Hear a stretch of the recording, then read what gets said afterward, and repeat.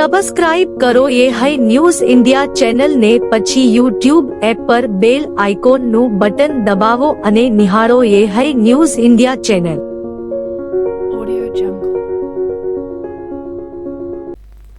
વાવથરા જિલ્લાના દિયોદર વિસ્તારમાં બુટલેગરો સામે પોલીસ દ્વારા કડક કાર્યવાહી શરૂ કરવામાં આવી છે. દિયોદર પોલીસે આધુનિક ટેકનોલોજીનો ઉપયોગ કરી ડ્રોનની મદદથી બુટલેગરો પર બાજ નજર રાખવાનું શરૂ કર્યું છે, જેના કારણે દારૂના ગેરકાયદેસર ધંધામાં સંકળાયેલા તત્વોમાં ફફડાટ ફેલાયો છે. મળતી માહિતી મુજબ દિયોદર પોલીસ દ્વારા ગુણસોલ ગામમાં એક બુટલેગરના ઘરે ડ્રોન દ્વારા પહેલ તપાસ કરવામાં આવી હતી. દારૂ બનાવવાના વોશ અંગે ખાતરી થયા બાદ પોલીસે રેડ પાડી કાર્યવાહી હાથ ધરી હતી. આ દરમિયાન પદમસિંહ વાઘેલા નામના આરોપીના ઘરેથી દારૂ બનાવવા માટે ઉપયોગમાં લેવાતા વોશ ભરેલા 30 કેરમાં ઝડપી પાડવામાં આવ્યા હતા. પોલીસે આ વોશનો નાશ કરી અંદાજે ₹75,000ના મૂલ્યનો દારૂ બનાવવાનો સામાન નષ્ટ કર્યો હોવાનું જાણવા મળ્યું છે. આ કાર્યવાહી સાથે બુટલેગર વિરોધી કાયદા મુજબ ગુનો નોંધી વધુ તપાસ હાથ ધરવામાં આવી છે. દિયોદર પોલીસે ડ્રોનની મદદથી રેડ કરવાની કાર્યવાહી શરૂ કરતા બુટલેગરોમાં દહેશત ફેલાઈ છે. પોલીસનું કહેવું છે કે આવનારા સમયમાં પણ આવા ગેરકાયદેસર પ્રવૃત્તિઓ સામે ડ્રોન અને આધુનિક સાધનોનો ઉપયોગ કરી સખત કાર્યવાહી ચાલુ રાખવામાં આવશે. વાવ પોલીસ સ્ટેશનમાં દુષ્કર્મ અને પોક્સો એક્ટ હેઠળ નોંધાયેલ કેસમાં 1.5 વર્ષથી ફરાર આરોપીની ધરપકડ કરી છે. પેરોલ ફ્લો સ્કોડે સોયગામ તાલુકાના દુધવા ગામમાંથી આરોપી અરવિંદભાઈ ગંગારામભાઈ પટેલને ઝડપી પાડ્યો હતો. સરહદી રેન્જ કચ્છ ભુજના પોલીસ મહાનિરીક્ષક ચિરાગ કોરડિયા અને વાવથરા જિલ્લાના પોલીસ અધિક્ષક ચિંતન તેરૈયાએ ગંભીર ગુનાઓમાં સંડોવાયેલા નાસ્તા ફરતા આરોપીઓને ઝડપી પાડવા સ્પષ્ટ સૂચનાઓ આપી હતી. આ સૂચનાઓના આધારે પેરોલ ફ્લો સ્કોડ દ્વારા કાર્યવાહી હાથ ધરવામાં આવી હતી.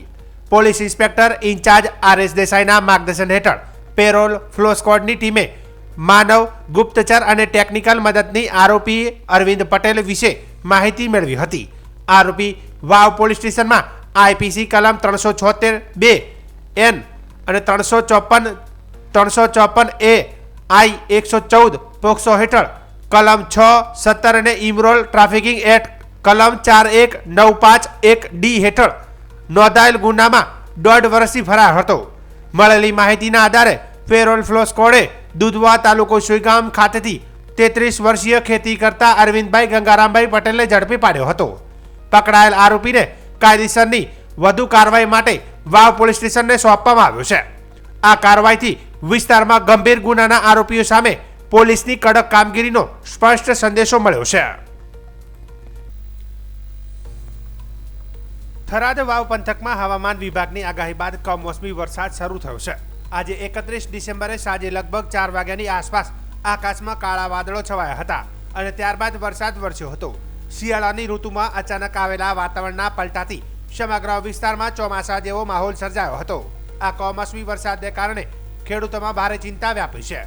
અગાઉ પડેલા કમોસમી વરસાદથી થયેલા નુકસાનમાંથી ખેડૂતો હજુ બહાર આવ્યા નથી, ત્યારે ફરી એક વખત વરસાદ પડતા તેમની મુશ્કેલીમાં વધારો થયો છે. ખેડૂતોને ભીતિ છે કે જો વરસાદ વધુ પ્રમાણમાં ચાલુ રહેશે તો ઊભા પાકોને મોટું નુકસાન થઈ શકે છે. ખાસ કરીને રાયડો, એરંડા અને તમાકુ જેવા પાકોને ભારે અસર થવાની શક્યતા છે. વાવ પંથકમાં રાયડો, જીરું, એરંડા અને ઘઉં જેવા શિયાળુ પાકો ખેડૂતોની મુખ્ય આવકનું સાધન છે.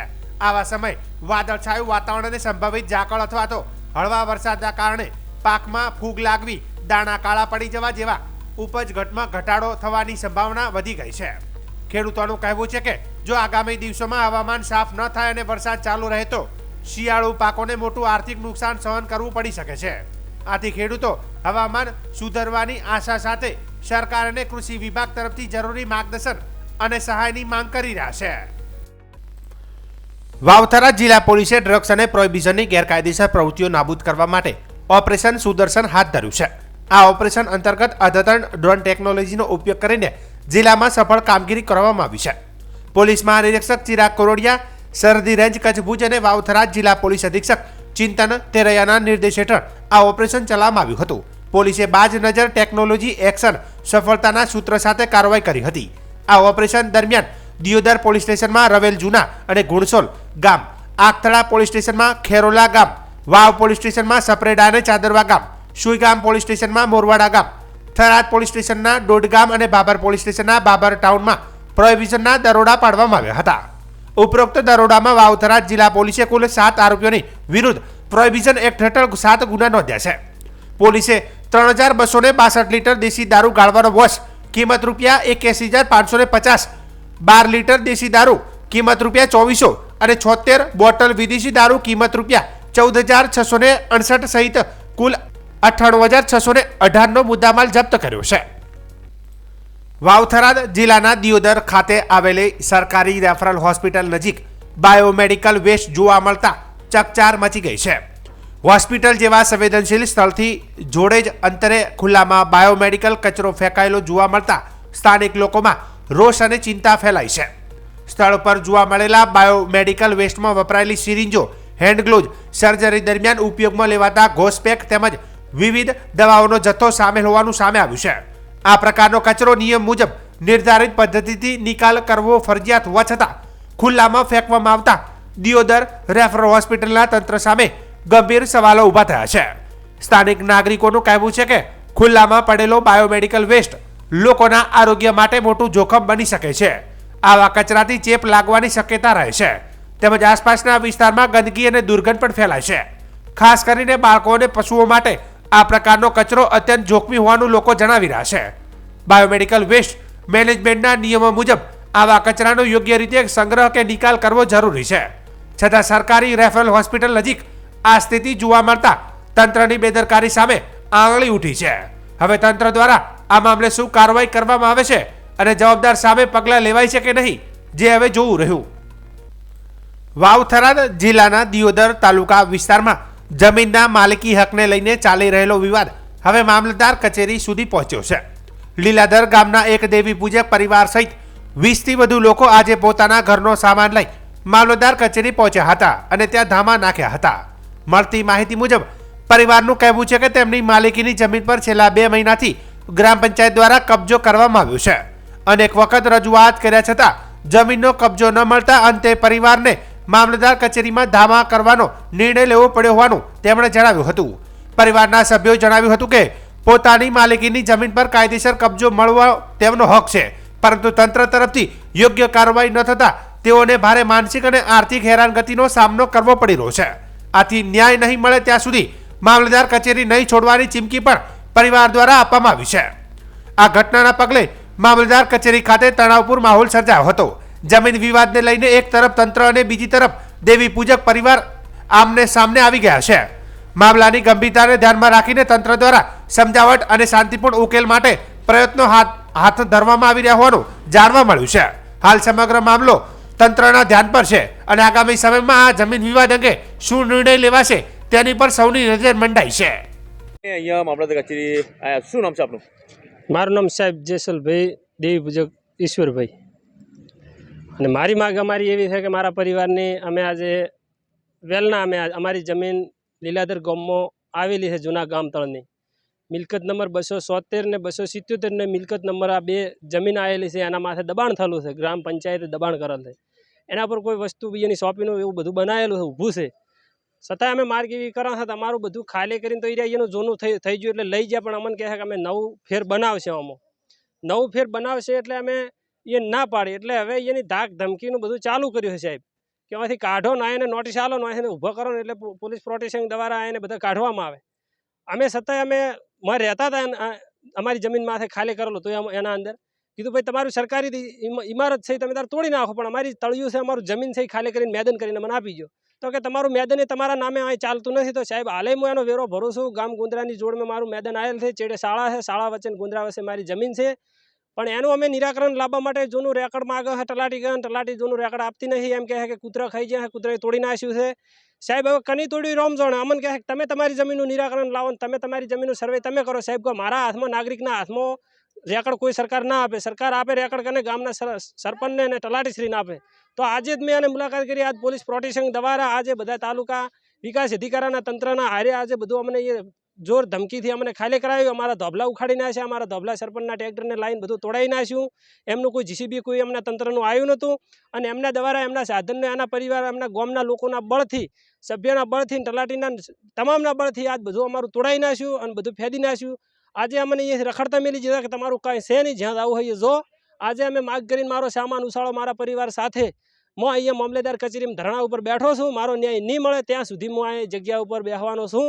કાંઈક કરીને મારું કોઈ સરકાર ઓભળે તો મને ન્યાય અલાવો, મારી જમીન મને પાછી અપાવો, ન કે એટલી ઘડી હું આ ધરણા છોડવાનો નથી. અમે આ પરિવાર સાથે. ઈશ્વરભાઈ દેવી પૂજક. શું માંગ લઈને અહીંયા સાહેબ, જમીનો અમારે 3 વર્ષથી રજૂઆત કરો હો, પણ કોઈ ન્યાય મળતો નથી. અને હું ઘણા બધા રજૂઆત મામલતદાર સાહેબ છે, કલેક્ટર સાહેબ છે, જિલ્લા કલેક્ટર અને સીએમ સાહેબ બધી રજૂઆત કરેલ છે, પણ કોઈ ન્યાય હજી આવ્યો નહીં. અને સરપંચ નવા છૂટીને આવ્યો એટલે જોર જબરીથી હવે સરપંચ કહે છે કે ભલે દેવી જે કરવું હોય એ ભલે તોડી નાખે, આપણે કોઈ આનો ન્યાય અને જમી ગતું એને આલવી નથી. નવો સરપંચ છે અને મારે 2-4 સાથીદાર છે એના હોય ને, એવા તો કોઈક 2-4 તત્વો તો હોય ને સાહેબ, એવા સાથીદારો રાશી આના જમી પડાવવા માગી રહ્યા છે. ઉપર અમારી જમીન પર 270 છે નંબર, 270 નંબરની, અને એક શોપિંગ ઊભું છે માથે. જૂના સરપંચ છે ને, જૂના સરપંચ જ બનાવેલ છે. જૂના સરપંચે એને શોપિંગ બનાવી છે માથે, દુકાનો બનાવી છે, 5-6 જેવી દુકાનો છે એના માથે. અને એના માથે પાકથી ઓફિસ છે, પાકથી બાળ મંદિર છે. આટલો કબજો ઉપર એને કર્યો છે. શોપિંગના લીધે, પંચાયતના લીધે છોડતા નથી કે નામ પાડે પંચાયતનું, પણ માથે છે શોપિંગ અને શાળા છે. આ 4 વસ્તુ ઉપર હાકલીને વાહન ઉપર અમે દબાણ કર્યું હતું. એને ધમકી આપી હતી એને કે આવી રીતે તમે અમે રજૂઆત કરી, એને બાળ મંદિર હતું એ ખાલી કરી નાખ્યું, સામાન બદલાઈ નાખ્યો આપણો એનો બાળ મંદિરનો.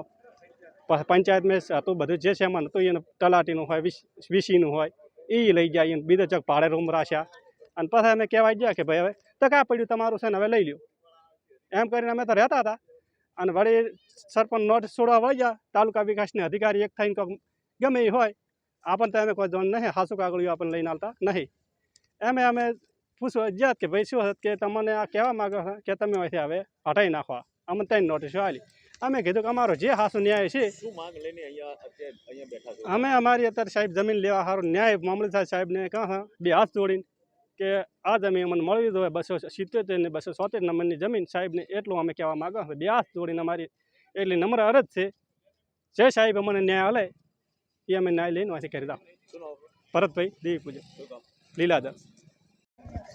શું માંગ લઈને અહીંયા મામલતદાર કચેરી ધરણા કરવા માટે આવ્યા છો? અમારી જમીન અમને પડાઈને લેશે રી.